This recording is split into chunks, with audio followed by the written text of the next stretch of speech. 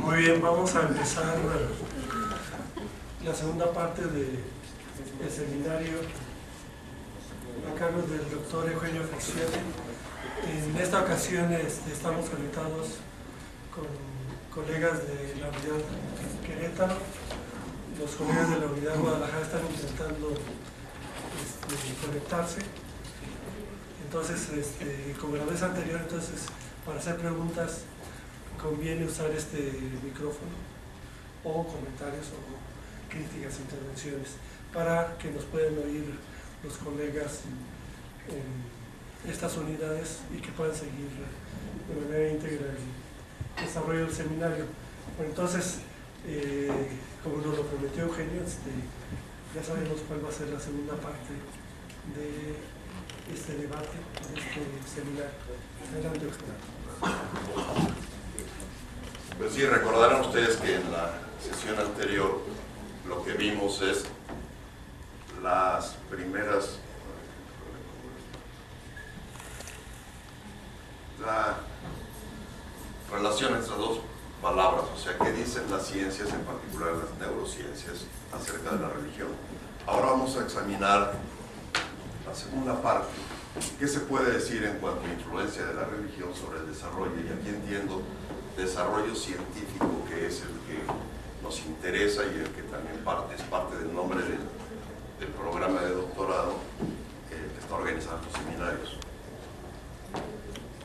Entonces, miren, la historiografía de la ciencia y la religión, de las relaciones, es también muy extensa. Aquí simplemente pongo algunos ejemplos. Desde 1874 cerca de finales del siglo XIX, apareció un trabajo, un libro de Draper, que dice La historia del conflicto entre ciencia y religión. Ya se presentó ahí como un conflicto que existía.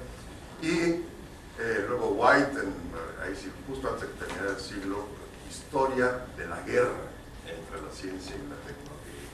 La ciencia con la teología y con la cristiandad, la buena cristiandad.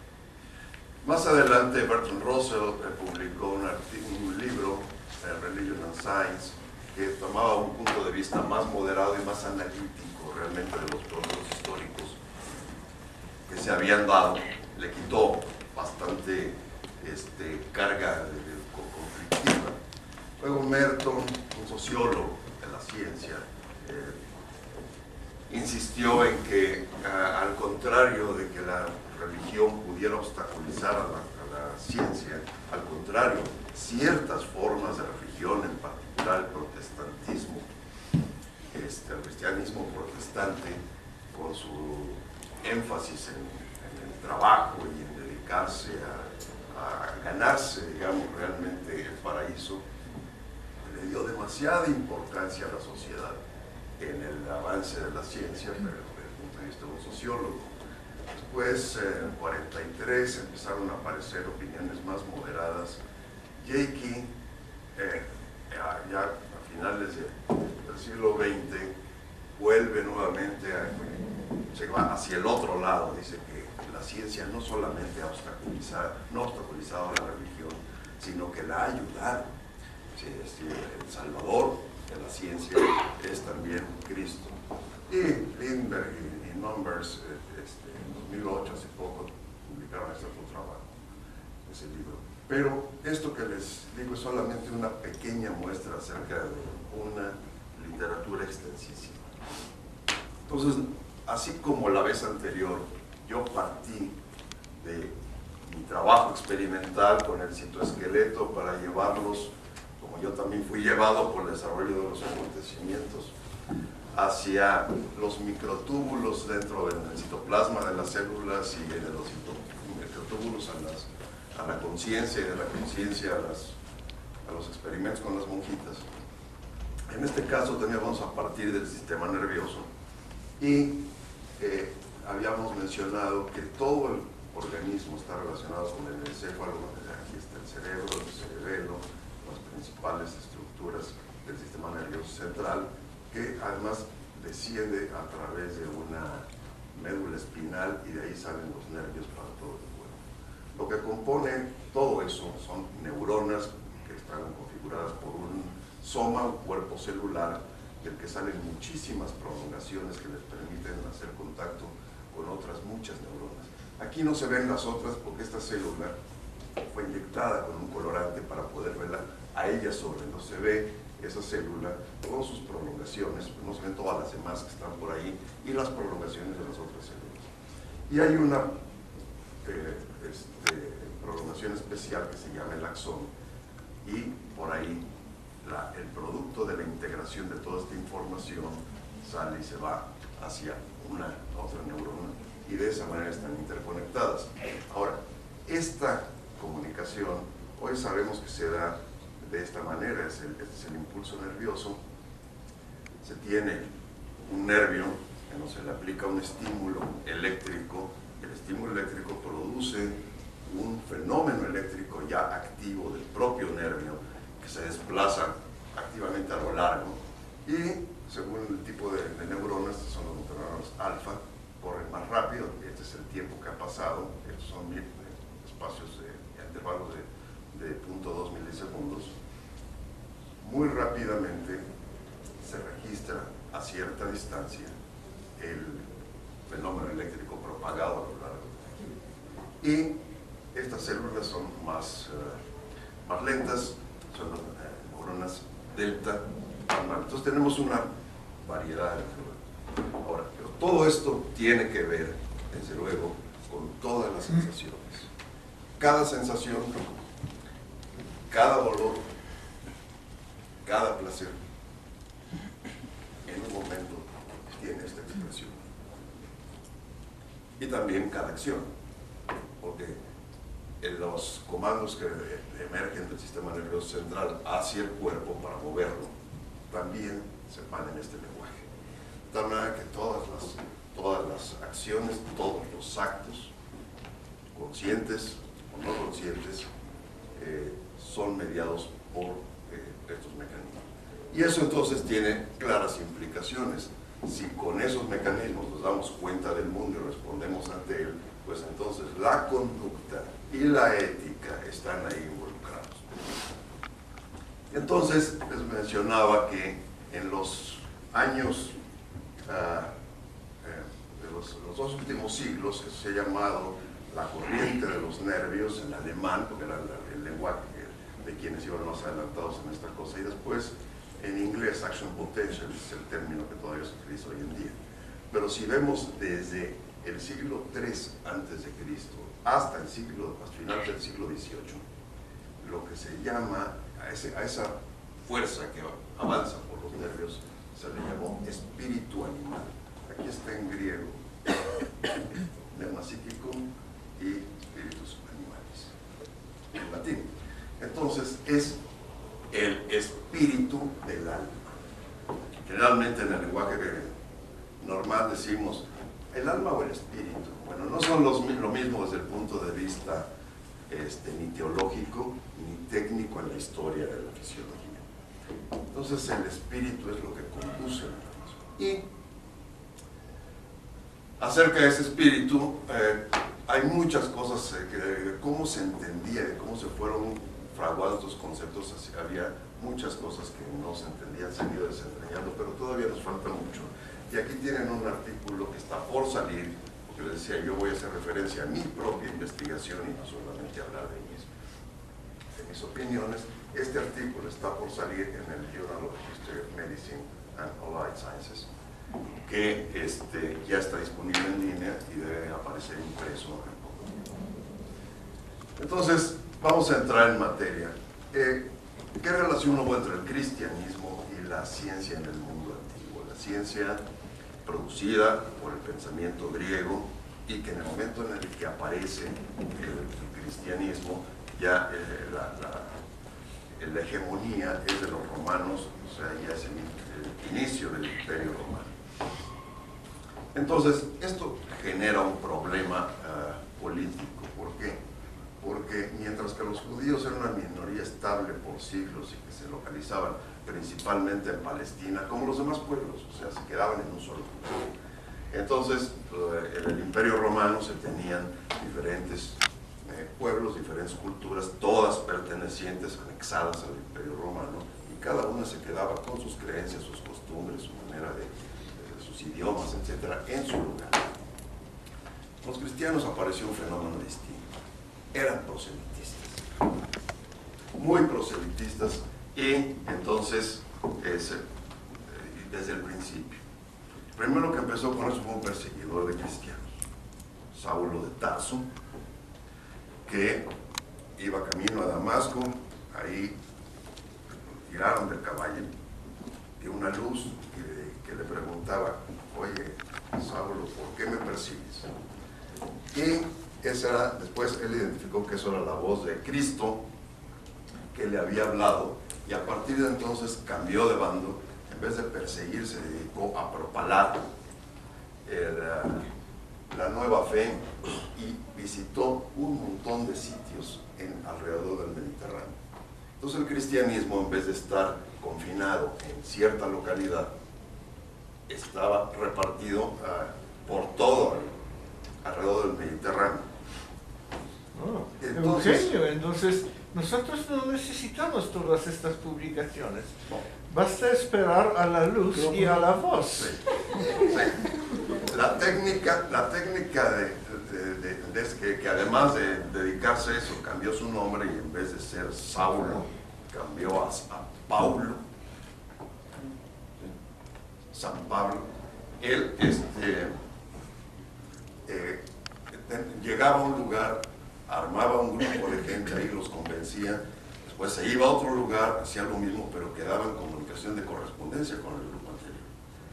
Entonces, de esa manera organizó algo que sí era novedoso en aquella época, y aparte tenían una ideología muy extraña. Un Dios único, bueno, era el Dios hebreo, pero la fe como vía de conocimiento en un medio en donde se valoraba muchísimo el análisis intelectual de todas las situaciones de la vida.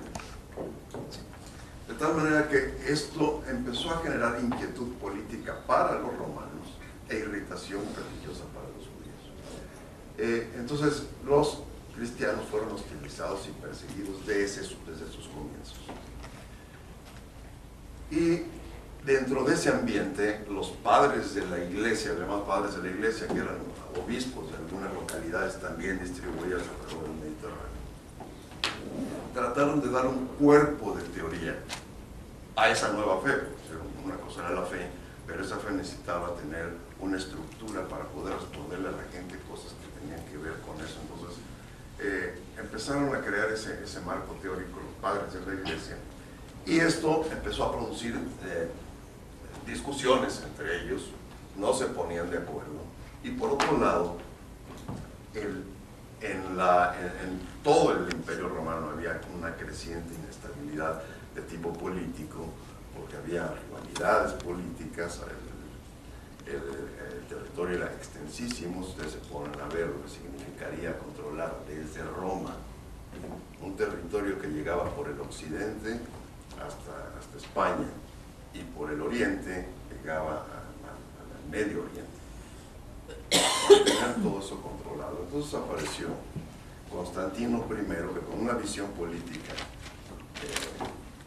muy aguda, muy sagaz, se dio cuenta de que la manera en la que, es una interpretación, hay diferentes interpretaciones. Hay quien dice que se convirtió al cristianismo. Yo creo que si uno ve todas las cosas que hizo Constantino, es claro que el tipo tenía un colmillo político de primero. Entonces se dio cuenta que una manera de allegarse buenas opiniones y partidarios a través de todo el imperio era hacer algo por los cristianos. Entonces lo que hizo fue declarar libertad de cultos, y a partir de ese momento dejaron de ser perseguidos los cristianos. Bueno, en el edicto de Milán en 313.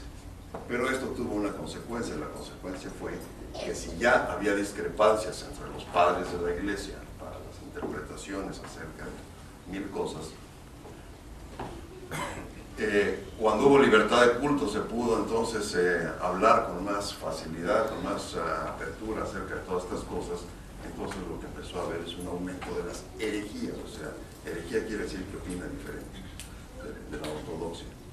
Y entonces eso creó un problema dentro de la propia cristiandad, hasta que llega un individuo formidable, un gramático, un retórico, con una actividad literaria incansable, que es Agustín de Hipona, San Agustín, que se dedicó a hacer una tarea de conciliación múltiple entre textos, porque ustedes comprenderán que la nueva religión tenía que ser consistente con lo anterior, de lo que se estaban cumpliendo profecías que había anteriormente, y tenía que haber conciliación entre los diferentes puntos de vista, y también de repente alguna conciliación con lo que opinaban los intelectuales griegos y romanos de la época. Hacer esa tarea de conciliación fue verdaderamente una cosa faraónica, y cuando finalmente quedó, es el que mejor pudo resolver todas las diferentes opiniones y hacerlas conciliarse unas con otras, y entonces esto dio lugar a una doctrina rígida más definitiva, porque ya moverle un pelo a aquello que se había armado como un castillo de cartas era que podía haber inconsistencias más adelante al tratar de escarbarle hacia atrás. Entonces lo que hizo Agustín de Hipona es consolidar el pensamiento cristiano, y ya nadie le quiso mover nada. Lo que estaba escrito es lo que está escrito.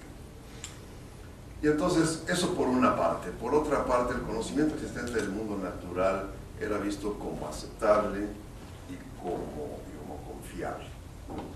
Entonces, no había que agregarle mucho. Daba realmente esa impresión. La filosofía aristotélica, en particular la medicina de Galeno, eran muy convincentes. De hecho, no solamente en esta época, sino mucho más adelante también. Vamos a ver, cuando termina la Edad Media, los textos de Aristóteles parecían perfectamente razonables, y no parecía que hubiera que hacer mucho más en cuanto a la investigación del mundo natural. Pero ahora había que dedicarles la atención a Dios, el alma y sus relaciones, porque, como decía Agustín de Hipona, lo único que me interesa comprender bien es el alma y a Dios. ¿Por qué? Porque se había ofrecido algo que nadie más había ofrecido. San Pablo ofreció la inmortalidad. La inmortalidad no del alma, la inmortalidad también del cuerpo. Entonces, si uno quería jugarla bien a largo plazo, entonces lo que había que hacer era dedicarse a ver esto era lo más importante, ¿sí? Y el mundo natural ya lo habían conocido, entonces toda la atención filosófica se enfocó en esto, y esto produjo un olvido progresivo de la herencia clásica. Entonces se fueron quedando los conocimientos de aquellas épocas, y además esto ocurrió en una época muy turbulenta, porque el Imperio Romano se estaba debilitando, empezó a resquebrajarse, y estaba asediado por el norte, por el sur, por todas partes, por otras culturas, otras tribus que aprovecharon la menor oportunidad para invadir al Imperio Romano hasta que se hundió. Y en esa época ya nadie sabía qué iba a suceder. Entonces,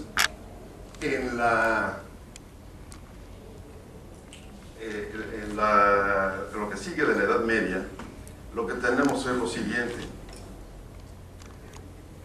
Hubo afortunadamente una conservación e integración del conocimiento por parte de los árabes. La cultura árabe, que a partir del año 600 y pico empezó a establecerse y a expandirse por todo el norte de África y por el Medio Oriente. Entonces, ellos tenían contacto con otras, hasta la India, tenían influencias de la India, de Egipto, etc. Entonces hicieron la famosa media luna, que abarcaba todo ese territorio, y mientras Occidente iba en declive, ¿verdad?, la cultura clásica vive en Europa, en toda esa región iba en aumento. Entonces ellos aprovecharon los conocimientos que existían, los conservaron y en cierta forma también les dieron algunas otras interpretaciones, hubo un cierto enriquecimiento, ¿no? Entonces los europeos habían olvidado completamente aquello, como decía yo hace un momento, pero a partir del siglo XI hubo el contacto creciente entre los árabes y los europeos, principalmente a través de los sitios en donde geográficamente más se aproximan, o sea, en la península ibérica y en la península itálica. De hecho, en la península ibérica, como ustedes saben, los árabes conquistaron toda la parte sur del territorio, y esto promovió muchísima interacción, de tal manera que los europeos se empezaron a dar cuenta de que hace muchísimos siglos otros europeos habían creado un conocimiento impresionante, pero estaba todo en árabe. Entonces empezó una tarea de traducción del árabe al latín, gradualmente, y después del griego al árabe y al latín, de tal manera que entonces gradualmente los europeos se dieron cuenta y aprovecharon todo ese caudal de conocimientos. Pero entre todo esto vino un tipo de filosofía que no les gustó para nada. Era totalmente pagana, filosofía atea, Cristo como una divinidad única, parecía por una parte. Y se criticaba de esto sobre todo al filósofo. Había un filósofo que se identificaba como tal, y eso era Aristóteles.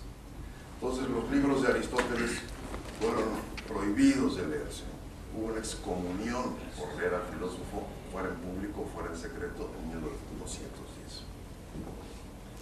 Hasta que otros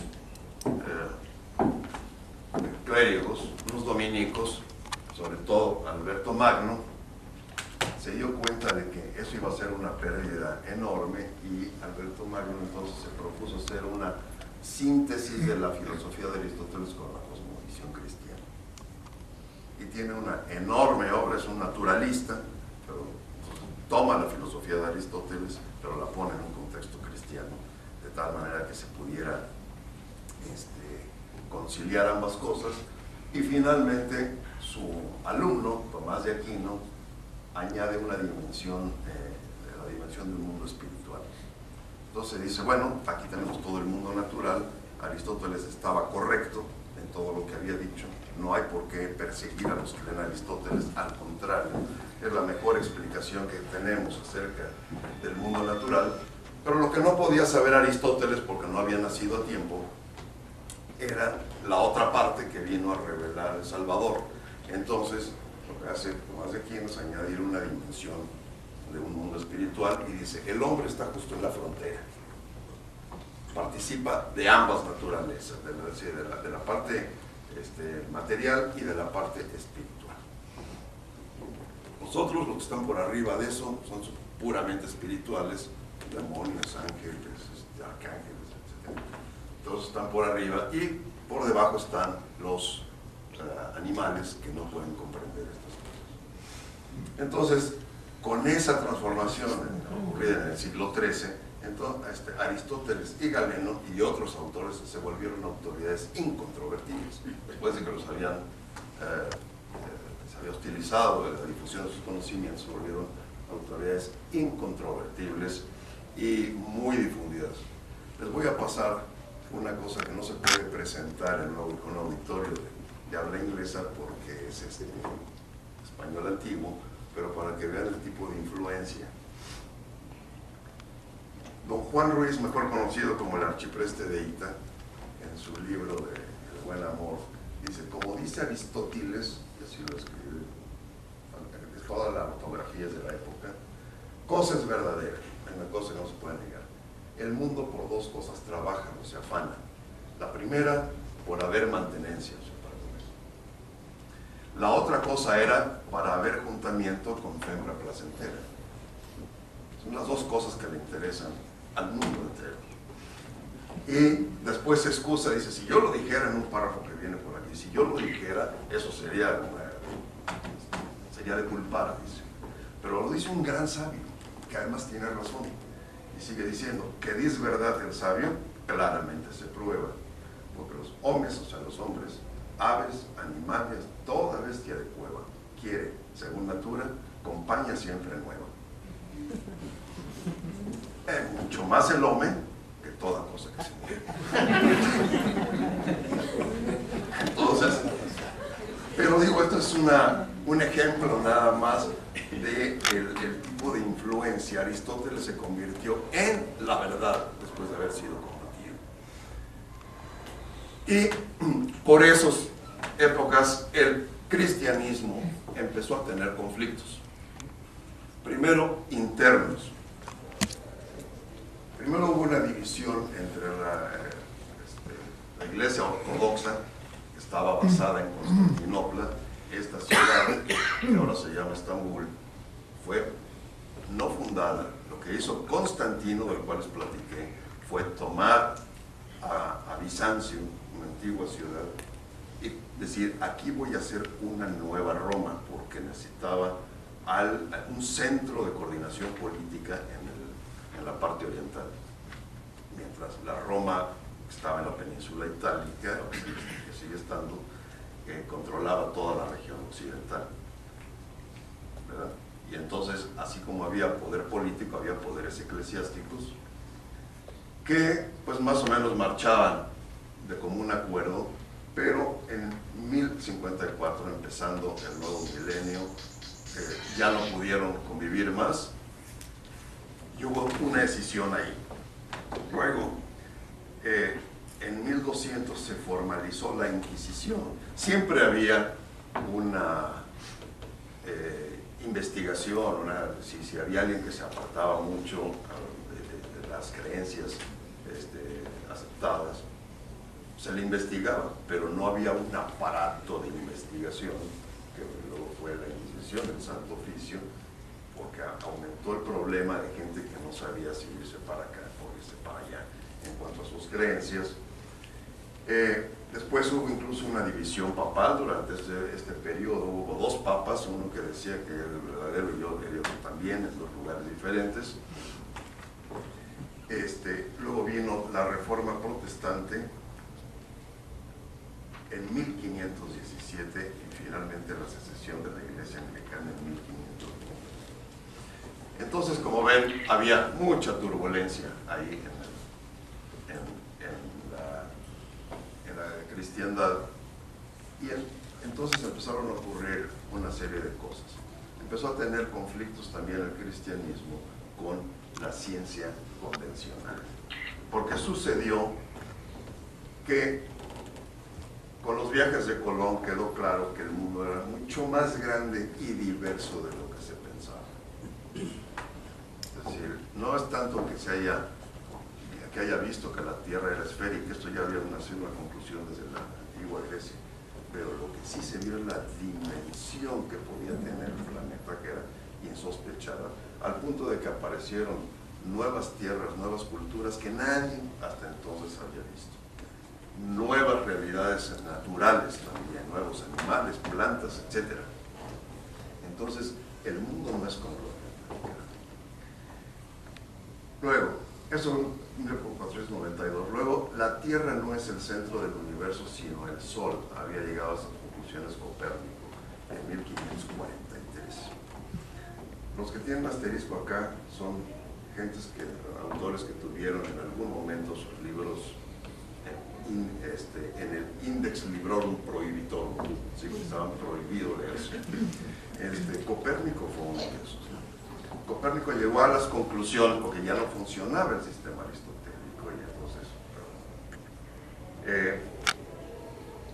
1543. En el mismo año aparece la obra de Vesalio que dice: la anatomía humana no concuerda en todos los detalles. Hay cosas que sí, pero hay cosas que no, con lo que dice Galeno. Y no concordaba en cosas muy importantes. No concordaba en que el movimiento de los espíritus, esto que les había dicho, el espíritu que que permite la sensibilidad y el manejo del cuerpo, la compartimentalización de eso estaba equivocada completamente, además de otras cosas. Bernardino Telesio en 1563, en vista de esto, dice: hay que ver a la naturaleza como es y no como dicen los libros.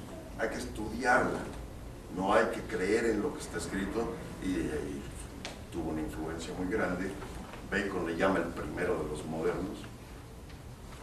Y algo que no se menciona, que se habla mucho de que el pobre de Galileo fue llevado a la cárcel, fue condenado a la cárcel, pero al día siguiente esa pena se le conmutó por un arraigo domiciliario, y él decidió que su domicilio iba a ser el palacio de un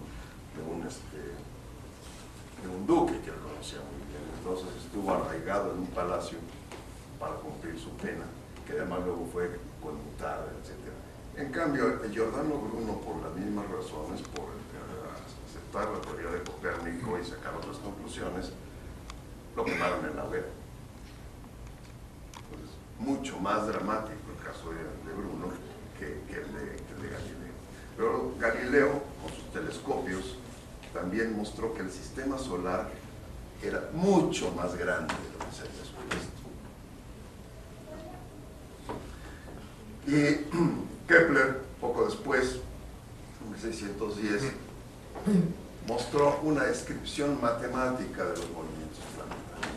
Y el hecho de poder hacer una demostración matemática tenía muchísimo que ver, porque todo el cristianismo tenía una orientación neoplatónica, derivada originalmente de Platón, pero interpretado según los neoplatonistas, y ahí la verdad, si alguna manera teníamos de poder realmente ver la verdad, era a través de las matemáticas. Todo lo demás podía estar sujeto a discusiones, pero no a las matemáticas. Entonces, el hecho de que Kepler pudiera demostrar que los movimientos planetarios que había intuido, que había descrito más de manera un poco menos precisa Copérnico, eran perfectamente demostrables matemáticamente, hacía ver que este conocimiento no podía estar mal. Esa opinión de Kepler estaba correcta. Entonces, otro libro para Leibniz, libro y la física de Aristóteles estaba equivocada, también mostraron Galileo y Bacon por esas fechas. Y finalmente viene Harvey a demostrar, mediante cálculos cuantitativos, que el corazón no es el centro un centro muy importante desde el punto de vista espiritual, un tipo de concepto que ustedes lo han visto en el Sagrado Corazón, etc. La gente siempre ama a alguien más con todo el corazón, no con todo su cerebro, ¿no? Y seguimos viendo las tarjetitas del día de San Valentín, muestran corazoncitos y no cerebritos. Bueno, ese corazón con tanta importancia, lo que dice Harvey es una bomba. Es una bomba que pone la sangre en movimiento.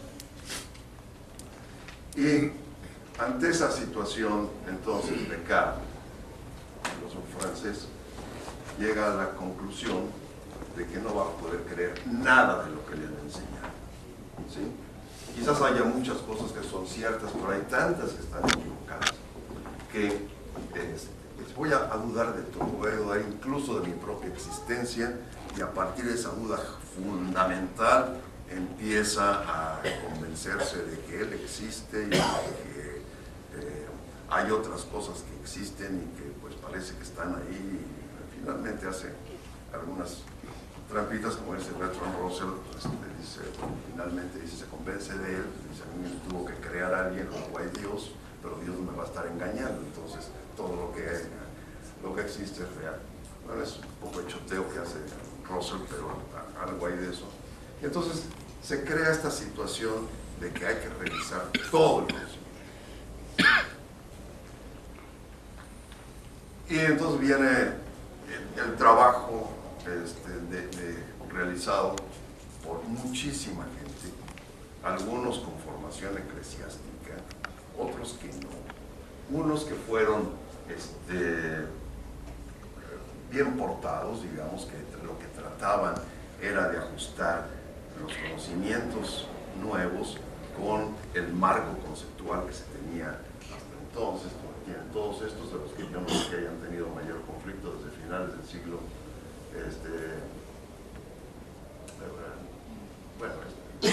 actuó realmente durante el siglo XVII, murió en 1648, hasta Luigi Galvani a finales del siglo XVIII, ¿no? Entonces, toda esta gente o hacía investigación que no contradecía para nada las creencias religiosas, o cuando había alguna contradicción, algún punto de vista que fuera poco convencional, trataban de ajustar. Y estaban por otro lado otros que sí, les llamo aquí heterodoxos, porque o tuvieron sus libros en el Index Librorum Prohibitorum, o tuvieron algún tipo de conflicto, o tuvieron alguna acusación de ateísmo. Bueno, si quieren luego, para no alargarnos ahorita, podríamos regresar a esta lámina, si quieren después, para ver cuáles fueron las irregularidades que se vieron con todos estos. Y si llegamos al mundo moderno, bueno, les pongo esto simplemente para mostrar que lo que se encuentra es que hay científicos, desde católicos y católicos beligerantes, ¿no? Como Eccles, un neurofisiólogo que tuvo el premio Nobel en Fisiología y Medicina en 1963, católico. ¿Sí? O tienen por otro lado Jacques Monod, ateo, tuvo el premio Nobel en 1965, también en Fisiología y Medicina.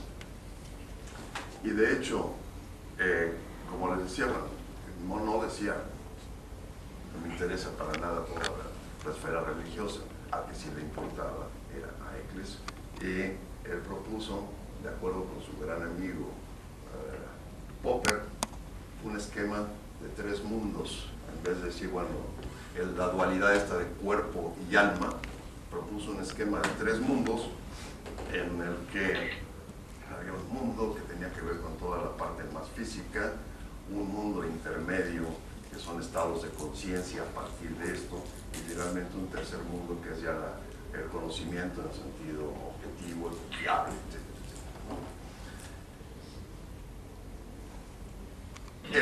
Luego, el ser científico no evita que algunos de los colegas tengan efectos realmente, bueno, que alcancen posiciones donde pueden tener efectos no muy deseables. Por ejemplo, el doctor León Casas, un bioquímico, ¿sí?, que estuvo al frente, fue el presidente del comité de bioética que fundó el presidente George Bush. Aquí lo tienen, el doctor Casas. Escribió este libro publicado en 2002, Vida, Libertad y la Defensa de la Dignidad. Este camarada es el que a él se debió, a su influencia se debió, que en los Estados Unidos no se pudiera hacer estudios con células troncales derivadas de embriones humanos. Y esto impidió entonces que con fondos federales pudiera hacerse esa investigación, y mucha de esta investigación, cuando apenas inicia, que no puede tener una utilidad práctica, va para allá, pero no puede tenerla, eso tiene que ser financiado por fondos públicos. Entonces esto tuvo un efecto de detener la investigación de ese tipo en los Estados Unidos durante todo el periodo de George Bush. Solamente el presidente Obama vino ya a revertir eso, y ahora ya se puede hacer ese tipo de investigación. Pero eso fue debido no a un prelado de la iglesia de cualquier denominación, sino fue por un bioquímico, ¿no? Y en el texto que ahora no voy a leer, pero podemos regresar, de lo que se queja es de que si alguien dentro del medio científico dice: yo no estoy convencido de que la ciencia nos está explicando todos los misterios, hay cosas que no vamos a poder entender y cosas que tenemos que aceptar que hay otras dimensiones, eso, dice, lo mandan a uno al departamento de teología. comete uno el pecado de ser muy mal visto en su comunidad. Ahora, por otra parte, tienen aquí al doctor Francis Collins. Este fue el director del instituto del proyecto del genoma humano. Dirigió ese proyecto por parte de los Estados Unidos, que era un proyecto internacional. También lo puso el mismo presidente, George Bush. Y ahora, más recientemente, hace 2 o 3 años, el presidente Obama lo nombró director de los Institutos Nacionales de Salud. Entonces tienen ustedes, acabo de escribir un libro, bueno, 2006, que se llama El lenguaje de Dios. Y si ustedes alcanzan a ver lo que está acá atrás del lenguaje de Dios, es la estructura del ADN. Entonces usted piensa que el lenguaje de Dios está escrito en términos de nucleótidos y polinucleótidos. Las revistas Nature y Science ocasionalmente hacen estudios dentro de los científicos para ver cómo está la distribución de religiones en el interior de los medios científicos. Y esto es de 2008, pero está un poco borrosa, pero no puedo encontrar una mejor.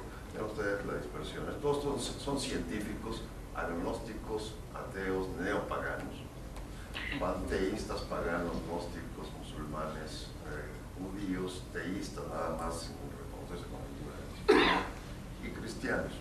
De tal manera que hay muchas variedades en él. Entonces, como resumen y conclusiones de esta segunda parte, puedo decir lo siguiente.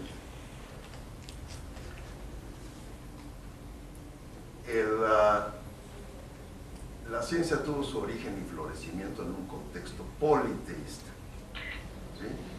Politeísta griego, de los siglos VI antes de Cristo al siglo II aproximadamente, cuando muere Galeno, que fue el último de los grandes. Luego tuvo un estancamiento en un contexto politeísta, eso, el romano, copiado de los griegos. Los dioses eran más o menos los mismos y se llamaban además de manera diferente. Y este estancamiento, los romanos tuvieron grandes avances en tecnología, en ingeniería, en jurisprudencia, en otras cosas, pero en ciencias lo que tenían era gente que hacía catálogos como Plinio, como Séneca, que anotaron todo lo que se sabía, pero nuevas ideas desde el punto de vista científico son realmente muy escasas. Perdón, doctor. Entonces, hubo un estancamiento, ¿sí? Pero lo que pasa es que no está tomando en cuenta la destrucción de la Biblioteca de Alejandría. Ahí se perdió mucho conocimiento. Sí, sí se perdió mucho conocimiento, pero mucho de eso, como había dicho antes, se conservó por ejemplares que no estaban en Alejandría. Es un error pensar que todo estaba en Alejandría, así se quemó. Había libros por todos lados. Y los árabes conservaron mucho de eso, como dije. Entonces, luego, posteriormente, hubo conservación en contextos, cuando hablamos de la ciencia, en contextos monoteístas, pero de dos colores completamente distintos, islamista y cristiano, de los siglos III a XIV. ¿Budistas? ¿Budistas? Budistas. ¿De Buda? No. No fue monoteísta, no fue teísta, ¿verdad? No es teísta, no es teísta, ¿sí? No creen en algunos dioses menores, pero no en un ser muy superior, etc. Más bien como les dan en los sistemas budistas que tienen algún tipo de creencia en seres sobrenaturales. Esos seres sobrenaturales cumplen, digamos, la función, estarían al nivel de los santos, a quienes se pueden pedir cosas. Pero ya no son pocos, la mayor parte de los budistas no tienen esa dimensión. Luego viene un renacimiento y desarrollo progresivo en un contexto cristiano, ciertamente. ¿Qué pasó? ¿Por qué en un contexto cristiano? Bueno, lo que pasó es que fueron los cristianos los que descubrieron América. Y eso significó muchísimos recursos, significó ir a la vanguardia en aquel momento de lo que eran las novedades. ¿Sí? No ocurrió con los islamistas, que además ya tenían sus propios conflictos internos también por un imperio demasiado grande, y ya iban un poco al declive, y entonces hay un resurgimiento en los siglos del XIV hasta el XX. Y ahora tenemos una expansión en un contexto diverso global. ¿Sí? Entonces, lo que uno encuentra es que no hay correlación entre diferentes religiones y desarrollo científico. Si uno ve el panorama general, hoy en día, como usted hace un momento, hay científicos de todos colores religiosos, quiero decir, haciendo investigación. A lo largo de la historia se ve este panorama que no tiene una consistencia. Tampoco hay una correlación consistente entre religión y desarrollo científico. Concretamente la religión cristiana, antes de subdividirse en protestantes y demás,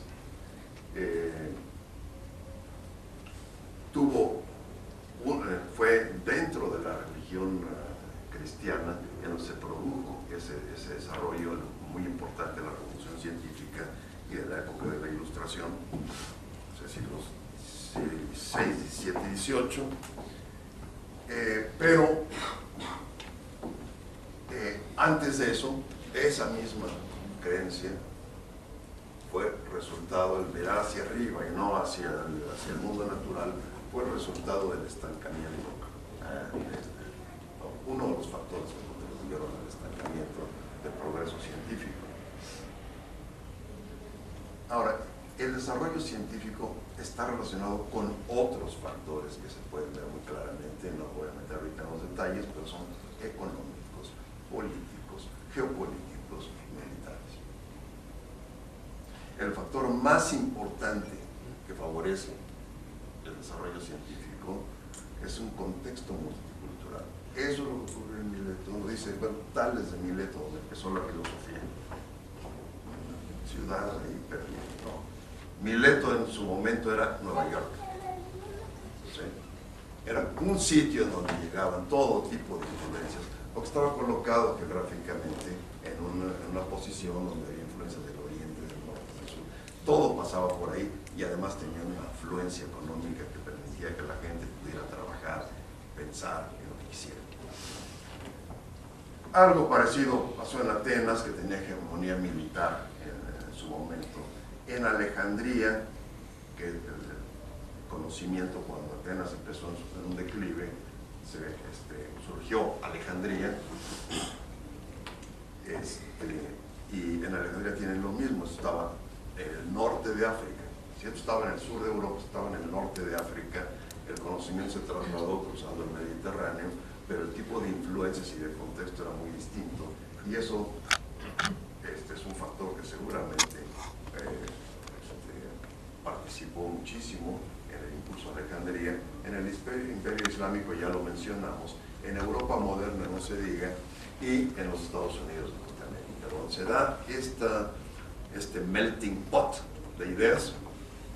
Eso es un caldo de cultivo muy importante para el desarrollo del pensamiento en general y del pensamiento científico. Y hay que decir que la religión sí tiene una producción muy clara, en contraste con lo de la ciencia, con el arte. Si ustedes en este momento, con la imaginación, borran todo el arte que tenga alguna liga con ideas religiosas, verán el empobrecimiento que esto significa. Entonces, la religión, todas las religiones, es casi la argumentación inversa de la que casi todas las religiones han sido fuente de producción artística en las artes plásticas, en la música, en la literatura, etc. Entonces, cumple una función. ¿Cuáles son las conclusiones ya generales de los dos seminarios? Lo que yo les diría, estas ya son desde luego opiniones, entiendo que entrar las opiniones, pero a partir de todo. Es claro por la información que les di en la vez anterior que hay un instinto religioso que tiene carácter fisiológico con sustrato anatómico. Todavía no está bien claro cómo funciona ese sistema, porque los métodos para poderlo estudiar, que son estos métodos de imagen no invasiva, que permiten ver qué zonas del cerebro se activan y cuáles no ante ciertas condiciones y demás, pues apenas se acaban de originar, digamos, en los años 90. Entonces, esta es una investigación que está en curso. Pero lo que sí es claro es que hay es un carácter fisiológico con sustrato anatómico. Entonces, como cualquier otro proceso fisiológico con sustrato anatómico, esto es un producto de la evolución. Y hay que decir que es un rasgo favorable, pero no decisivo. ¿Por qué? Porque no es esta especie la única que ha tenido sentimientos religiosos, instintos religiosos. El hombre de Neandertal enterraba a sus muertos con objetos como los egipcios para que pudieran proseguir más allá. O La pensaban manera- en arqueólogos de hoy. Puedo darle chamba a los arqueólogos del siglo XX, pero la manera como la especie dispone de sus cadáveres tiene bastante que ver en eso. No es totalmente determinante, porque hay algunos animales que también tienen conductas especiales, pero sobre todo el darle a los cuerpos objetos, rodearlos de objetos como para permitirles un viaje, es un claro indicio de que están que tienen pensamientos religiosos, ¿sí? Ese instinto religioso se une con otro instinto, que es el de conservación, que cuando se intelectualiza, cuando se culturaliza, hace que el individuo piense que no va a fallecer, sino que simplemente va a irse a otra parte. O sea, al final la vida perdura, la vida individual, el yo. Entonces, es un producto de la evolución. Entonces, este instinto se expresa como conducta religiosa que necesariamente se culturaliza de diversas maneras. Entonces, pueden ustedes ver la diversidad que existe de religiones, no solamente en el aspecto de creencias, sino en el aspecto práctico de liturgias, rituales, etc. Se culturaliza de muchas maneras y está sujeto a su vez a variaciones culturales e individuales, como cualquier otro carácter. ¿Sí?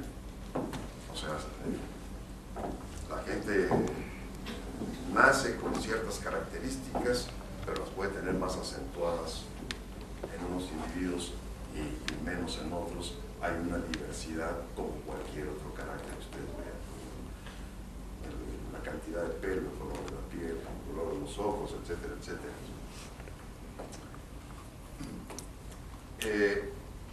Es fuente la religión de enriquecimiento cultural, pero también de muchos elementos indeseables.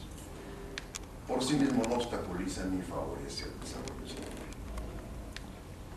La historia muestra que no hay nada consistente en ese sentido. Entonces, como comentarios finales les puedo decir, lástima que no están aquí ni el doctor Díaz ni el doctor Cereijido, que la vez anterior mostré que estaban defendiendo posiciones exactamente antagónicas acerca de que si la religión le ayuda a la ciencia o no le ayuda a la ciencia. Lo que muestran, el análisis que les acabo de presentar, ahora lo discutimos, pero el pensamiento religioso tiene muy poco que ver con el pensamiento científico. Creer o no creer en realidades trascendentes es objetivamente irrelevante. Subjetivamente no, a la gente le puede importar muchísimo y eso es muy respetable, pero objetivamente es irrelevante. Conviene seguir a preferencia personal, es lo que yo le diría, bueno, hay que creer o no creer, que cada quien siga su preferencia personal. Evitar el pensamiento mágico, por ejemplo, que en vez de llevar al niño a que lo atiendan cuando esté enfermo, empezar a rezar y no llevarlo al médico, porque la voluntad divina es la que se va a manifestar de todas maneras. Esto es real en el caso de algunos protestantes. Entonces, evitar el pensamiento, pero no solamente el pensamiento mágico opera a ese nivel de gentes incultas, etc. También opera cuando pensamos que las libres fuerzas del mercado van a permitir una economía ordenada. Eso es pensamiento mágico. O también es pensamiento mágico cuando la comunidad científica nacional, comandada por el CONACYT, piensa que el mero graduar doctores, nada más por estar sacando muchos doctores, va a contribuir al desarrollo, que, como diferencia de crecimiento, a un desarrollo de la ciencia nacional. Eugenio, pero otro pensamiento mágico es suprimir la iniciativa privada va a salvar la economía.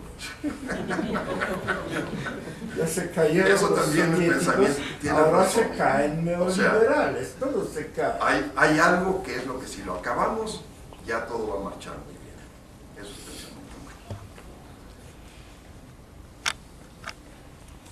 Una precaución, cuidado con cambios súbitos en religiosidad. Alguien que se vuelve muy religioso. Ustedes tienen un tío que dicen, caray, mi tío nunca se había interesado en estas cosas, pero de repente dice que un día le habló a la Virgen y le dijo, bueno, yo recomendaría una revisión neurológica porque sí puede ser que tenga un pequeño problema a nivel del lóbulo temporal, en el sistema límbico. Sí puede ser. ¿Sí? Y la otra cosa que también quisiera yo es que no hubiera más seminarios sobre este tema. O sea, que ya dejemos esto aparte y que más bien nos pongamos a ver otras cosas como, por ejemplo, de qué manera se organizan estructuras financieras que permitan apoyar a la ciencia y a la investigación alternativas para no vivir con la mano extendida, para que el CONACYT a ver qué quiere dar y a ver cuándo lo va a dar. Está bien seguir con eso y hay que insistir todo lo que se puede, pero no quedarse con esa fuente nada más. Estructuras financieras, educación, pero no educación solamente de los niños y los jóvenes.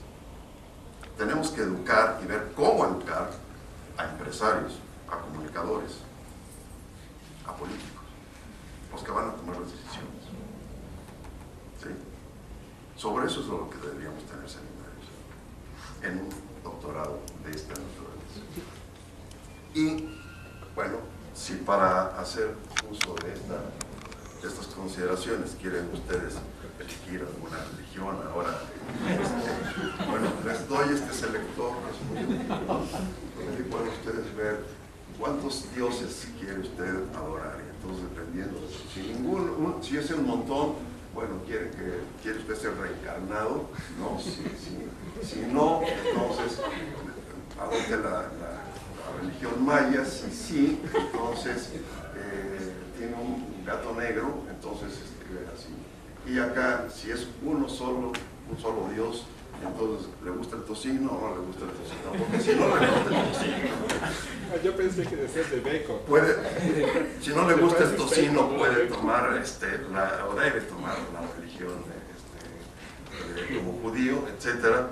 Y entonces también aquí hay, si no se quiere creer ninguno, pues hay una variedad para poder ser al final maya, hindú, budista, judío, musulmán, testigo de Jehová, mormón o un aburrido cristiano convencional, o se puede ser aquí, está interesante, sin ningún Dios. Entonces es usted rico y tiene un poco el cuerpo. Si no, sea un ateísta, pero si sí tiene mucho dinero y está medio loco, entonces sea un cienciólogo, como es Richard Gere. Richard Gere. Sí. Y el otro, ¿cómo se llama? Tom Cruise. Que son, ¿sí?, celebridades. Bueno, entonces, pues esto es lo que les quería comentar. Y ahora sí, está abierto al debate, pero que ahora sí haya tiempo para debatir. Muchas gracias. Gracias.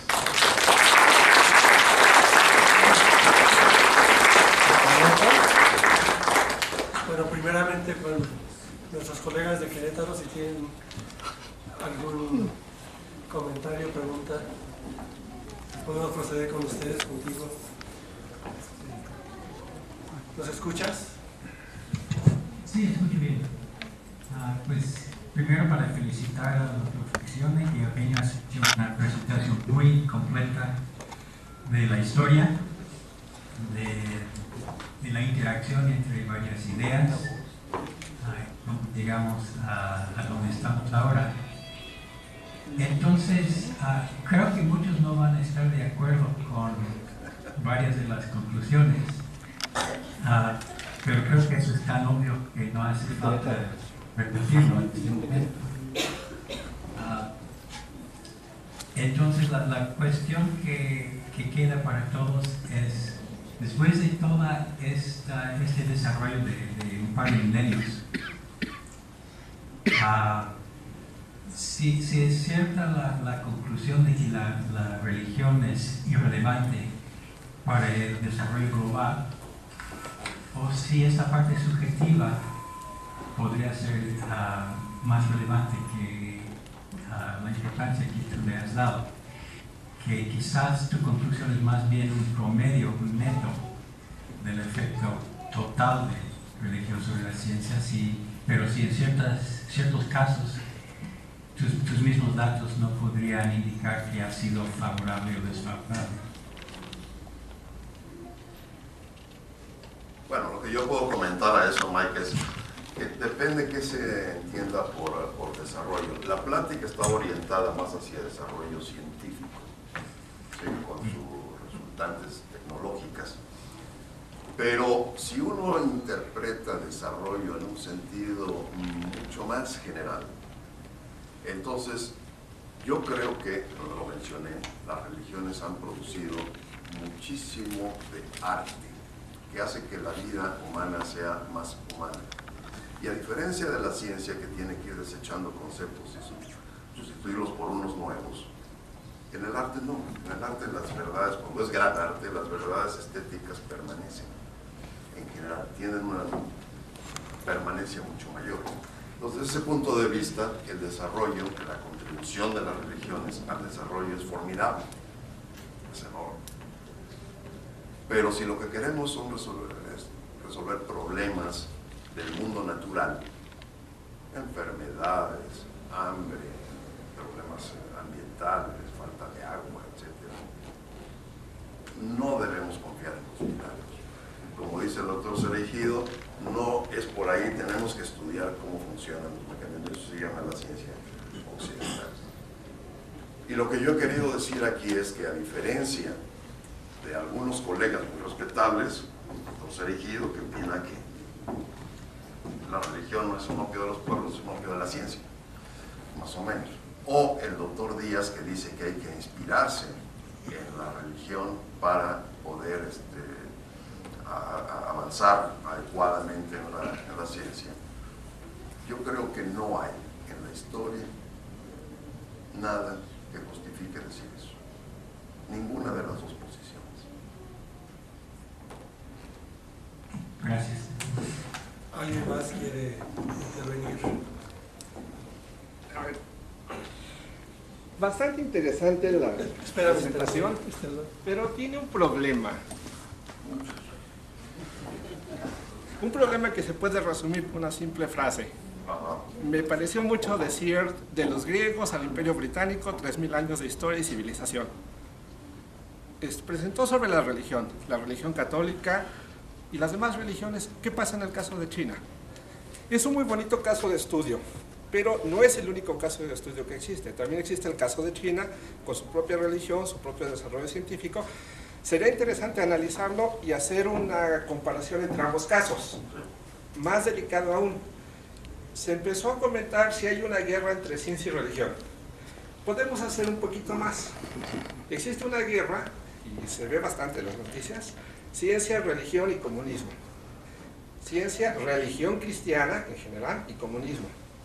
Habría que compararlo con el caso de China, a ver si existe una guerra entre ciencia, religión y comunismo, pero solamente de China, no del mundo occidental. Es la única parte que me deja un poco extraño. No somos el centro del universo. La religión occidental, la ciencia occidental, no es el centro del universo. Es lo único que comentaría. Bueno, Eduardo, no viniste la vez anterior, pero ahí mencioné que todo el análisis iba a estar inclinado a examinar el aspecto de la civilización occidental por una razón, porque la ciencia que ha crecido, la ciencia que ha producido la tecnología más importante es la ciencia occidental que tiene este desarrollo. Lo tendré que esquematizar aquí. La pólvora y cañones no fue importada también, o sea, hay contribuciones chinas, hay contribuciones de los propios árabes, hay contribuciones de otros lados, que muchas veces son muy importantes y han tenido una influencia histórica innegable, pero es conocimiento. Lo que nosotros interpretamos, el modelo que tenemos de ciencia, es lo que se puede llamar ciencia integrada, en donde unas disciplinas están integradas con otras, o que puede tener otra denominación que a mucha gente no le gusta, ciencia reduccionista, en donde la biología se basa en la química en la física, etcétera, etcétera. Entonces, en donde es un lenguaje común, independiente de disciplinas. Ese tipo de integración sí es un fenómeno mucho más occidental, aunque los orientales con sus chakras y sus... Pero entonces, ¿por qué no hacer una comparación contra religión integrada? Igual. Bueno, habría que hacer el estudio ese, ¿no? O sea, no son... Además, dos, lo que motivó este seminario, que se iba a llevar a cabo en enero, como decía yo la vez anterior, pero no se pudo llevar por cuestiones de agenda y calendarización de seminarios, fueron 2 seminarios que ocurrieron a fines del año pasado, ¿sí? Y los 2 se orientan muchísimo más, bueno, exclusivamente al cristianismo y al catolicismo en particular. Entonces, este seminario es una discusión y presentar un punto de vista independiente acerca de eso. ¿Alguna otra intervención? Yo. Si dices tu nombre, por favor. Sí, Abel Alcocer. Bueno, ahorita con los comentarios de, esta persona, con todo respeto, comenta que la razón por la cual se está tomando nada más a la religión occidental es por su mayor influencia en este mundo. Una pregunta muy interesante sería ¿por qué? ¿Por qué la religión occidental pues es de mucha influencia en la ciencia moderna?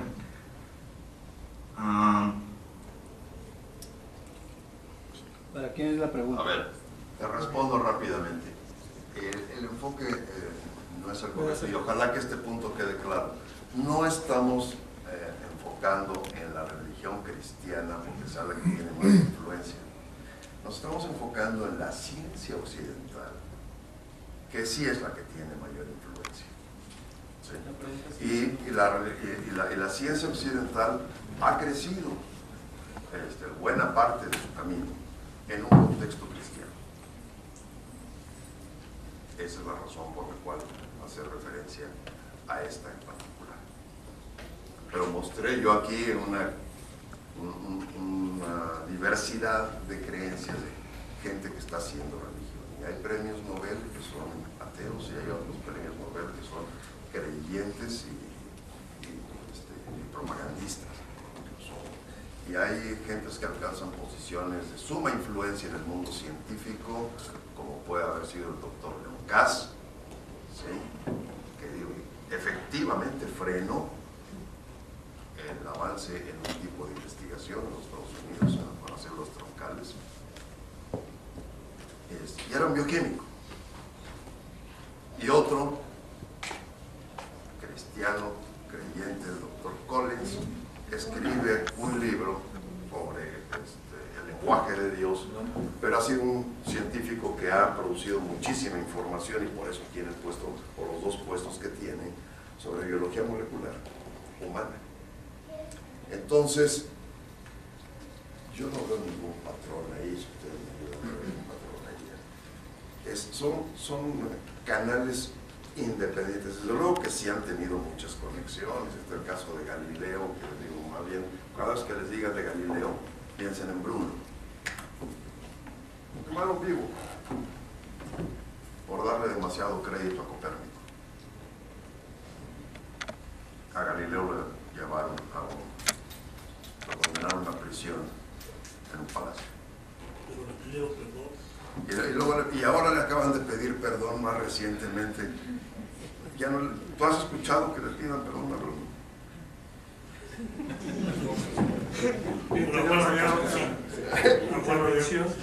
Nada más, recuerden, este es un seminario de programas transdisciplinarios. Entonces, para las personas que no conocen otro front, por lo menos yo, si dan su nombre y dependencia, Sí. institución. Bien, bueno, mi nombre es Jesús Salinas. Yo trabajo en aspectos de matemática educativa. Bueno, a mí entiendo que hubo 2 seminarios sobre el tema. Yo solamente pude estar presente en este. Realmente me parece el tema interesante. Me parece que sí tiene relevancia también de reflexión para quienes están haciendo ciencia, porque finalmente la ciencia no se genera en un mundo aislado y encerrado en una esfera de cristal, ¿no? Y yo creo que en el aspecto de contextualizar las cosas, este tipo de reflexiones son muy importantes. Creo que la exposición es muy interesante y muy, digamos, esquemática, porque evidentemente se abordó una larga cantidad de tiempo, pero al mismo tiempo me parece que eso también nos separa de una reflexión más necesaria, más cercana, más contextualizada. Porque si vemos solamente el pensamiento religioso, científico como un ente aislado, ¿verdad?, con ciertas características, pues quizás lo que se planteó pues nos da una orientación. Pero si tratamos de contextualizar cómo tiene un efecto realmente en la sociedad, cómo tiene realmente un efecto, es decir, no podemos pensar que la actitud religiosa que se vivió en Europa durante toda la Edad Media no tuvo un efecto en el desarrollo científico, ¿no? Evidentemente que sí, porque hay valores de fondo que se contraponen, y estos me parece que habría que analizarlos. O sea, no es lo mismo un pensamiento dogmático que postula una verdad y que persigue cualquier opinión diferente, ¿no?, a un pensamiento de otro tipo que parte del hecho de que hay que irse aproximando y equivocándose, y que incluso es un valor el poder dudar. Es decir, estos elementos me parece que no están en la reflexión de esta conferencia, con todo lo interesante que es. Y si retomamos este tipo de elementos, yo creo que podemos tener otro tipo de acercamiento a esta reflexión, porque además esto tiene connotaciones muy importantes en el proceso de la educación. Es decir, en el aspecto educativo hay realmente quizás este instinto religioso que parece que no sé de dónde viene, pero que lo postulan como con un carácter fisiológico, pues que tanto realmente es un instinto social, es decir, que se siembra en las culturas, y se siembra en la cultura desde la casa y después se refuerza en las escuelas. Entonces yo creo que estos aspectos,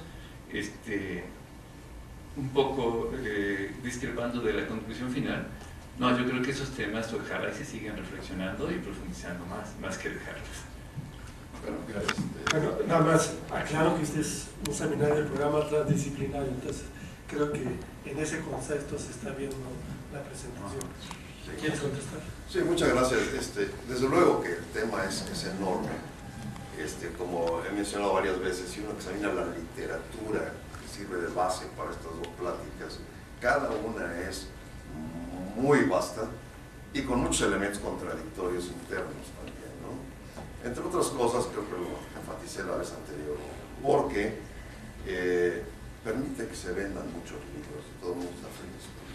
Los autores venden libros y ponen libros títulos escandalosos, más se venden, y entonces luego eso suscita que haya una respuesta, etcétera, etcétera. Entonces la industria editorial está de placer. Pero también porque han ido cambiando las interpretaciones. Mencioné que a fines del siglo XIX se veía la confrontación ciencia-religión realmente como una confrontación. Luego Bertrand Russell da una interpretación bastante más tranquila. Luego vienen sociólogos como Bertrand a darle un peso mucho, muy importante a la religión protestante, por ejemplo. El desarrollo de la ciencia en el siglo XVI y XVII, y así. Entonces, hay muchas consideraciones al respecto.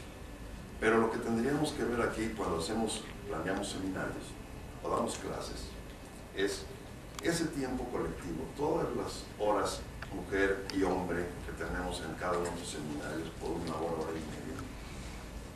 Si eso fuera dinero y lo quisiéramos invertir, ¿cuál es la mejor manera de invertir?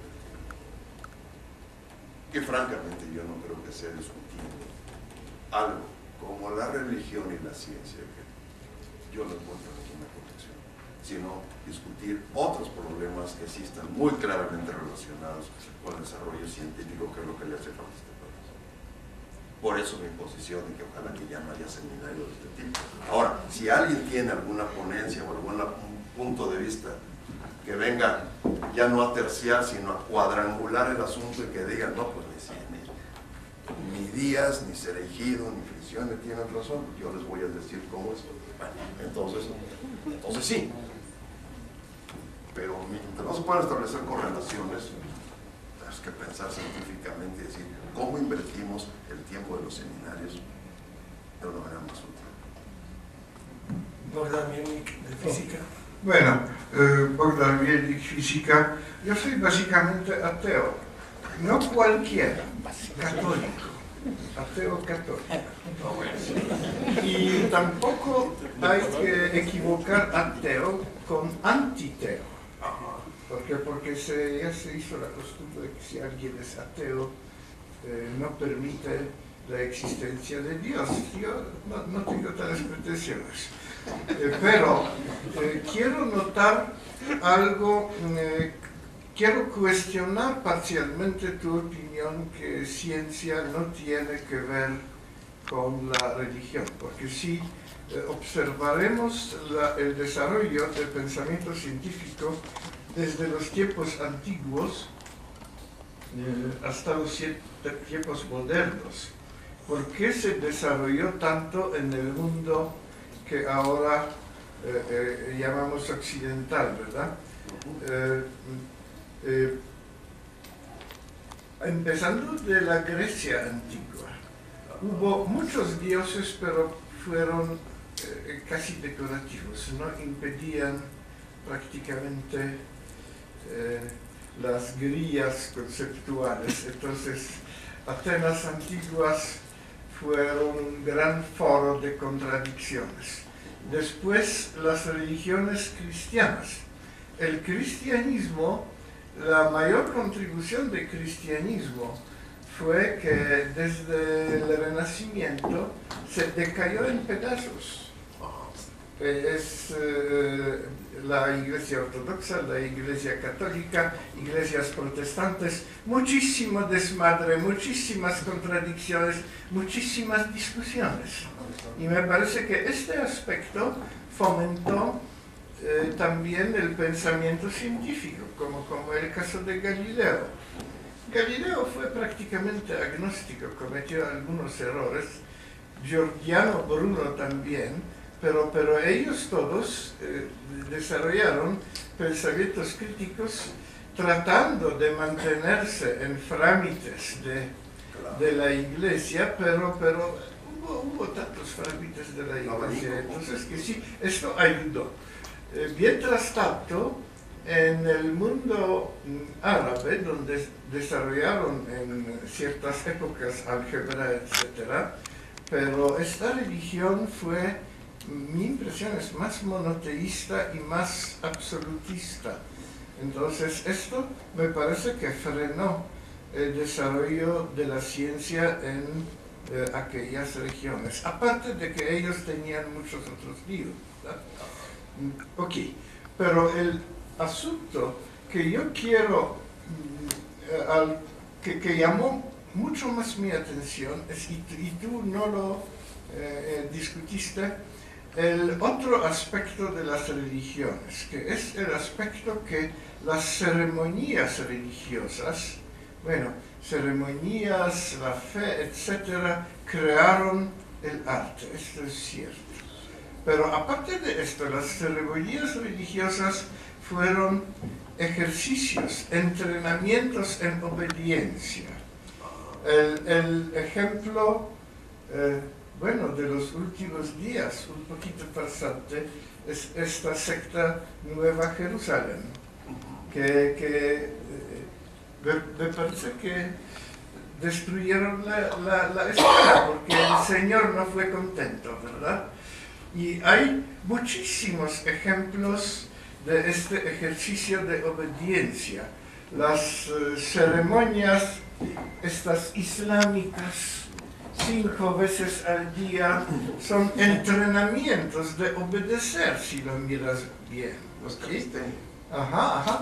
Yo tengo aquí el país del domingo que describe unos ciertos fenómenos que todavía persisten en el mundo, por ejemplo, islámico, como condenaron varios jóvenes en Pakistán a la pena de muerte por bailar en una boda. Después hay fotos como un esposo puede matar a su esposa porque lo traicionó. Entonces hay tremenda exageración en estos elementos de obediencia. Déjame continuar un poquito. Sí, ajá. Y uno podría pensar... Luego regañan a Miguel Ángel por no uno moderar. podría pensar que las religiones cristianas son mejores, pero no son tanto mejores, porque tú tienes sacramentos, como los niños de la escuela van a confesar sus pecados, ¿verdad? Y pecados hay de varias especies, entre ellos pecados de la mente. El niño pensó algo que no fue ortodoxo y ya lo tiene que confesar. A sacerdote, niños de 15 años o menos tienen que confesar sus pecados mentales, no físicos, no robó nada, pero tiene que confesar sus pecados mentales. Es el efecto orwelliano bastante fuerte y no es benigno para el desarrollo científico de un tal Dio. Ok, gracias. Bueno, antes de que Eugenio conteste, ahora me gustaría comentar. Permíteme, nada más. Me da mucho gusto que Bogdan sea tan entusiasta de nuestro seminario, porque él era uno de los críticos de los herejes de nuestro programa transdisciplinario, y ahora vemos que está convencido de este tipo de... No estoy convencido de nada, pero... Muy largo comentario. Es converso. Digo, bueno, él me acaba de ayudar mucho, estoy muy reconocido, lo mencioné la vez anterior, porque revisó todo el componente cuántico, como la doctora Canaminucci, que ahora también la tenemos presente aquí, para que, porque no son campos a los que yo me muevo con mucha ligereza, pero ellos lo revisaron. Pero yo haría 2 comentarios muy breves. Uno, esto de que en la Grecia antigua la religión no tenía demasiado peso, bueno, es relativo. Otro de los mártires de la ciencia, no como científico, pero sí como pensador, fue Sócrates. Y uno de los cargos, a Sócrates lo envenenaron, le dieron cicuterio. Fue condenado por, entre otras cosas, por propalar ideas impías entre la juventud. Esas ideas impías eran que no existían los dioses, o que no tenían mucho que ver con lo humano. Y le costó la vida. Y a Anaxágoras, que se le ocurrió decir, después de sus análisis, sus observaciones, que la luna era una piedra. Imagínense, Selene, la diosa Selene, Artemisa, Selene es romana, es la misma persona. Artemisa era una piedra. es una piedra, tuvo que salir corriendo. Lo había llevado Pericles para que trajera un poco de religión, tuvo que salir corriendo de regreso a Asia Menor por ese pequeño detalle. Entonces, realmente en la Grecia antigua sí tenía muchísimo que ver la opinión ideológica, el componente ideológico de las filosofías que había en aquellas épocas, se utilizaba incluso para este tipo de... Pero no fue tan integrada la doctrina. No, bueno, permíteme. Y por otro lado, también quería hacer el comentario de que las religiones van a seguir apareciendo. No es una cosa que hay algunas. Aquí en México tenemos un fenómeno ahorita ocurriendo. Acaba de ser una cosa de las últimas décadas. Está creciendo la religión de la Santa Muerte, el culto a la Santa Muerte. Es un fenómeno típicamente mexicano, ¿sí? Urbano, pero está creciendo, cada vez tiene más seguidores, porque sus principios pues le dan a la gente lo que quiere escuchar. Entonces, las religiones continuarán apareciendo, ¿sí? Y habrá unas ideológicas, hay unas que están creciendo, otras que están disminuyendo. Es un fenómeno social, es como otras cosas. No son verdades eternas que llegaron para instalarse. Simplemente son básicas. Una intervención. Bueno, soy David Bermúdez, de Física también. También voy a ahondar en este punto sobre la conexión entre la religión y el desarrollo científico. Hace un año salió publicado en Nature un artículo, creo que se titulaba algo así como Religiosidad en la comunidad científica americana. En este artículo, es un artículo corto, leer, había algunas cifras, me parecieron muy interesantes. Bueno, en Estados Unidos es mucho el movimiento del creacionismo, entonces habían, se tomaron muestras representativas de los científicos, de la comunidad científica, y se comparaban con las creencias en el creacionismo y en si la persona se consideraba religiosa a sí misma, comparadas con el promedio de todos los americanos. Y pues los científicos salían mucho más abajo, o sea, en la religiosidad y en la creencia del creacionismo. Además de eso, también incluye una muestra de lo que sería la Academia de Ciencias americana, y ahí eran incluso más bajos los números, o sea, eran incluso más bajos que los de la comunidad científica en general. Entonces, bueno, esto a mi parecer pues indica que en esta relación entre la ciencia y el desarrollo científico, que realmente sí hay una conexión. Bueno, es un artículo, pero debe haber más otros, pero sí indica que hay una conexión entre la ciencia y la religión. A lo mejor lo que es un factor determinante es la libertad religiosa. Por ejemplo, estos científicos, bueno, los científicos que es en los que se basa el desarrollo científico, pues son menos religiosos que la sociedad en general, y se supone que ellos trataban a estos pertenecientes a la Academia Americana de Ciencias como científicos los más exitosos. Entonces, la mayor parte del desarrollo científico se basa en estas personas que son en menor proporción religiosas. Entonces, a lo mejor lo que es un factor determinante para que no haya esta conexión que se encuentra es la libertad religiosa. Vamos a tomar dos intervenciones porque si no, no vamos a poder terminar. Aquí están dos. ¿Qué tal, Eugenio? Este tema ya lo hemos platicado antes y yo creo que quería nada más hacer un comentario. Hablamos de eras, era agrícola, era industrial, era de la información, y en el mundo pues tenemos países que están, pues tenemos las tres, por ejemplo en México, en otros países pues ya la agrícola ya se murió hace mucho tiempo, ya la cerraron. Y de la misma manera, Fraser, en su libro de la rama dorada, que había comentado, Fraser hace un estudio a nivel mundial de varias civilizaciones y encuentra tres cosas en su desarrollo. Primero, la religión como una explicación al mundo que lo rodea y al control del mundo que lo rodea. Después él encuentra que sigue la magia, después la religión y finalmente la ciencia. Él dice, estas son las tres etapas que las sociedades humanas, independientemente del lugar donde se encuentren, a fin de cuentas el ser humano pues es básicamente el mismo, han tenido los mismos desarrollos. Pero yo creo que el tema de, igual en México, pues esas tres, magia, religión y ciencia, pues las tenemos igual como que una sobre otra, ¿no? En realidad en México podemos encontrar gente que todavía cree en cosas mágicas, gente que es muy religiosa, o gente que de plano, pues ni la una ni la otra y es más, digamos, más científica.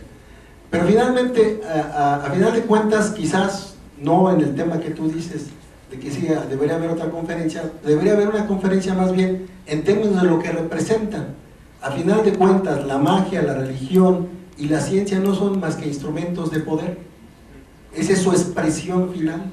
Y entonces lo que tenemos en la religión cristiana, pues fue un instrumento de Constantino, ¿no? Porque Constantino se hizo católico porque le convenía el poder. Igualmente ahora, la ciencia nos conviene porque a final de cuentas, pues es un instrumento de poder, ¿no? Aquel que tiene mayor capacidad destructiva, bueno, pues no te le pones enfrente, ¿verdad? Y eso ha sido desde toda la historia. Y a lo mejor eso sería el tema siguiente, ¿no? La magia y la religión y la ciencia como instrumentos de poder, ¿no? De poder en las sociedades. ¿Usted lo va a impartir, doctor? Vamos a tomar el de Orlando Zelaya de Física. Ok, yo quería ver este caso. ¿Quién menciona a Dios? Por ejemplo, el famoso Einstein dijo, Dios no juega al mundo con los datos. Él pudo haber dicho, la naturaleza no juega a los datos con el mundo. Entonces yo siento que hay un ente, que si no es Dios, es la naturaleza. Es la que domina, la que ha hecho el diseño que tú dices. Pero no tenemos que rezarle. Tal vez alguien le puede rezar y sí puede tener más fuerza para llegar a un resultado, pero otro puede llegar al mismo resultado sin rezar. Pero la naturaleza no es religiosa, esa es la gran verdad. Bueno, la posición de Einstein era, ahora le llamaríamos panteísta. Es decir, hay quienes han dicho que realmente Dios es todo el universo, es lo que existe. ¿Sí? El primero que formalizó eso en la tradición occidental es Baruch Spinoza, filósofo, que era judío de origen portugués, establecido en Holanda. O sea, no se va bien con nadie. Es un tipo que sabía que estaba muy adelantado al pensamiento de su tiempo. Y él propuso eso. Consecuentemente, su libro fue al Index Librorum Prohibitorum. ¿No? O sea, el afirmar que no hay una deidad con la que se pueda tener una relación personal, que es otra cosa, ¿no? O sea, uno preguntaría, bueno, si hay Dios, ¿por qué tiene que ser personal en la interpretación de la mayor parte de la gente y no algo impersonal como Einstein o Spinoza decía? La mayor parte de la gente piensa que es un ser personal, o sea, una identidad y no todo el mundo, todo el universo existente. Segundo, ¿por qué es que se piensa en un Dios, como se acaba de decir? ¿Por qué uno? Si uno se pusiera a analizar el asunto, diría, bueno, me convence más un sistema politeísta y una división del trabajo. Además, el número de personas que han creído en sistemas politeístas es muchísimo mayor, nada más súmenle los griegos, los romanos, los hindús, la India, la contribución americana. ¿Por qué? ¿De dónde sale la singularidad? ¿Cuál es el argumento? Enseguida, ¿por qué él, Dios? ¿De dónde sale el género? ¿Por qué no puede ser la diosa? ¿Habían diosas? Sí, también hay. Y a veces son más importantes porque se les da, es el origen de todo. Gea, por ejemplo, entre los griegos, era una diosa. Pero siempre se habla de Dios, él. Y esta cuestión de qué curioso que siempre la creencia es heredada. Porque si alguien dijera, bueno, es lo más importante que existe en el universo, pues entonces yo voy a buscar, y hay quien lo hace, voy a buscar todas las opciones que se me puedan presentar para tomar una decisión educada, una decisión instruida. Pero la mayor parte de la gente le piensa más acerca de qué automóvil va a comprar esto, el otro, que en cuanto a la religión que va a elegir. Pues siempre es la que le enseñaron los papás. Los papás también le enseñaron de los Reyes Magos, pero ahí hay un componente económico que es inevitable, ¿no? En un momento dado tiene que quedar claro que son los Reyes Magos los que traen el juguetito, que traen marca y todo, y hay que comprarlo, y hay que rogar. Entonces en algún momento se tiene que aclarar que eso, es decir, son decisiones muy importantes, deberían ser una cosa que la gente diría, yo ya, hay quienes sí hacen ese tipo de examen y dicen, yo ya soy budista, o ya me convertí a esta otra religión, pero anduve buscando por aquí, por allá, etc. Es un resultado de un... Entonces, ¿de dónde vienen esas convicciones? Y luego, ¿de dónde viene la convicción de que aquello, si existe, si está por ahí, le interese para cualquier cosa, todo lo humano, toda la esfera humana? Epicuro, por ejemplo, en el siglo III antes de Cristo decía, sí creían los dioses, griegos que sí creían los dioses, pero no les interesa para nada lo nuestro, no les importamos a lo más mínimo. Entonces, ¿por qué tiene que ser un Dios preocupado por lo que le pasa a cada individuo? ¿De qué manera se justifica todo eso? Y cuando ustedes van a ver cuál es lo que justifica, es por algo que se siente. Cada quien lo siente en su cerebro, no, en su corazón. No, debería ser sentirlo en el cerebro. Debería decir en mi lóbulo temporal derecho, que es el que más tiene que, según los indicios que hay hasta ahora. Ahí es.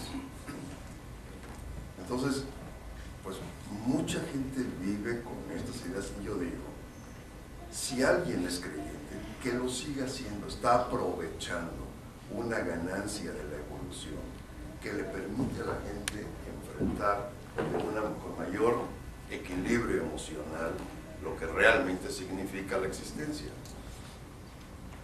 Entonces, si alguien me dice yo soy creyente, yo lo respeto mucho.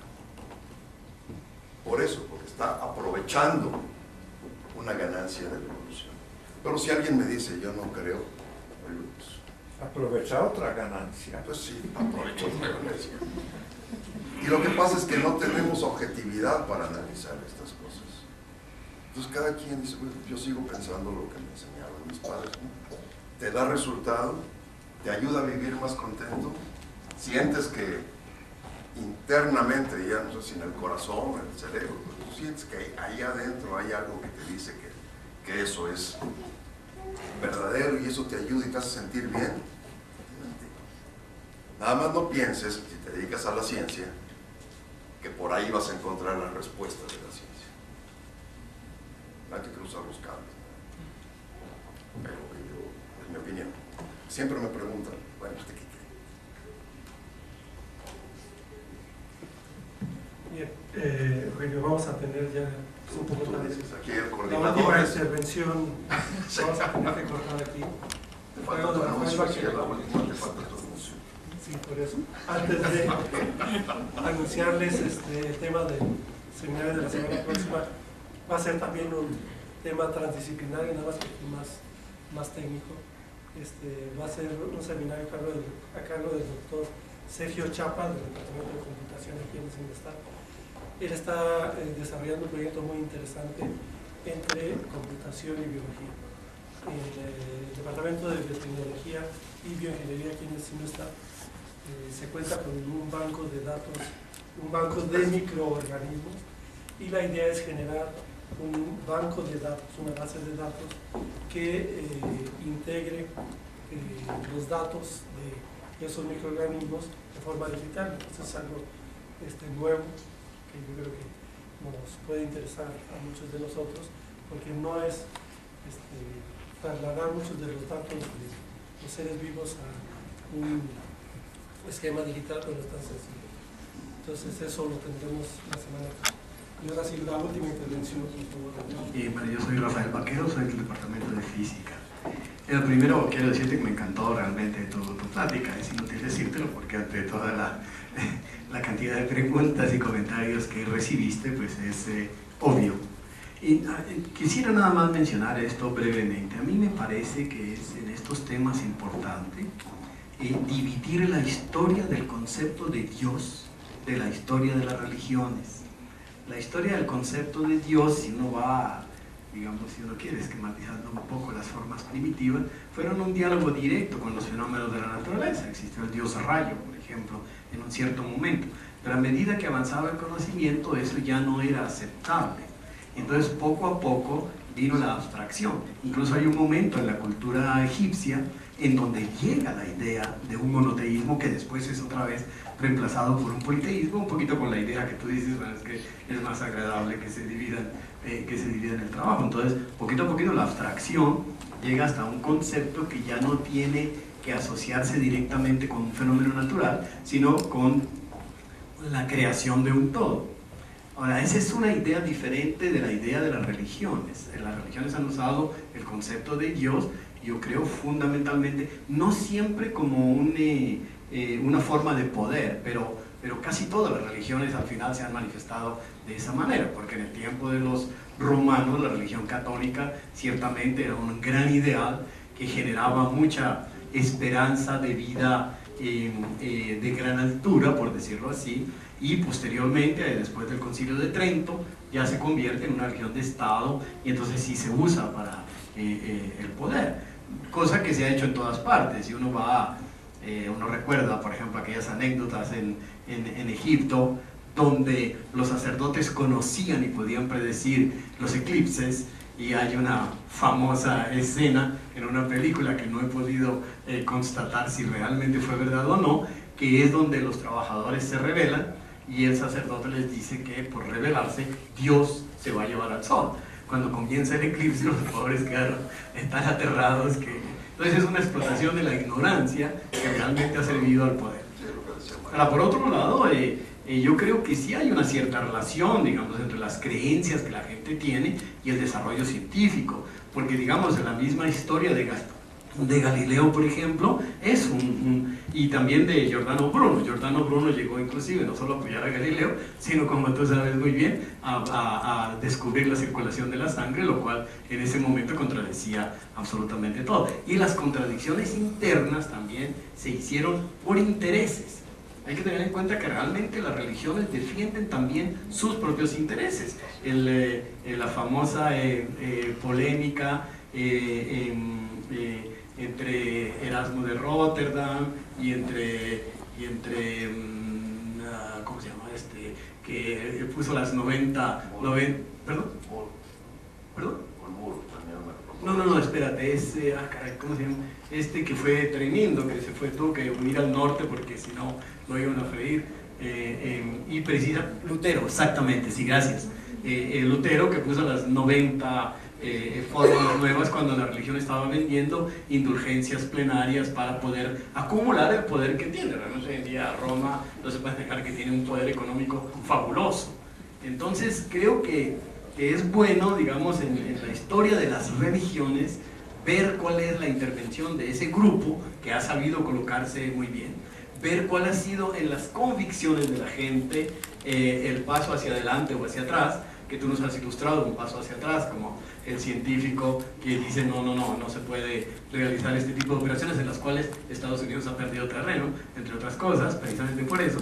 Y en factores de economía y de política, como por ejemplo que van fuera, y de justicia, de administración de la justicia, como es en este momento en México el problema del aborto.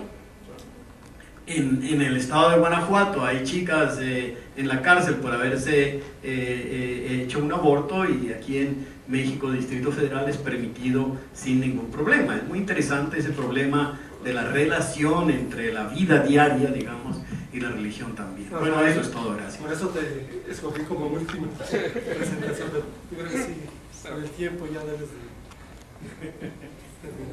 Bien, muchas gracias y insisto, ojalá que hagamos más seminarios sobre otros temas y ya no tantos.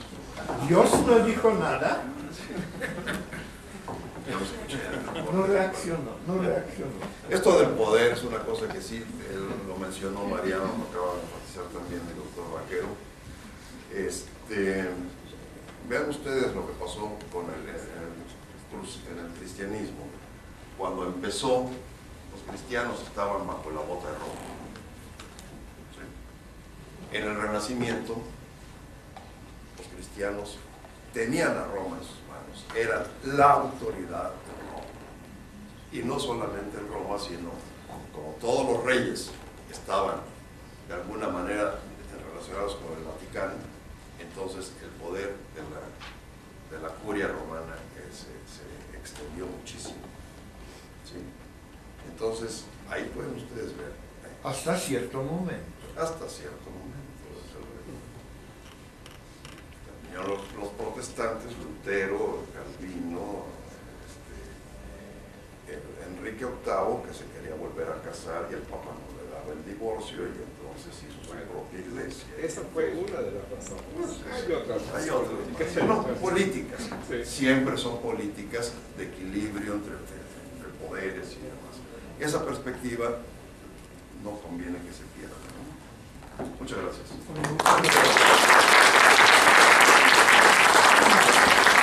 Muy bien.